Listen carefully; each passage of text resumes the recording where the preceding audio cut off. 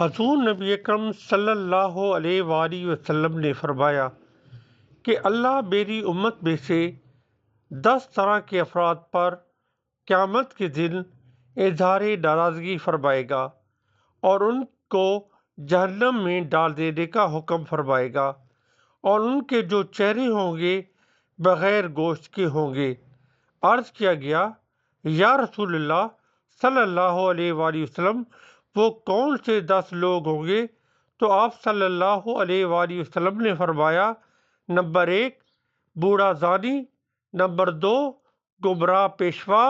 number 3 شراب کا عادی، نمبر 4 والدین کا نافرمان، نمبر 5 چغل خور، نمبر 6 جھوٹا گواہ، نمبر 7 زکوٰۃ ادا نہ کرنے والا، نمبر 8 سود خور، نمبر 9 ظالم، نمبر 10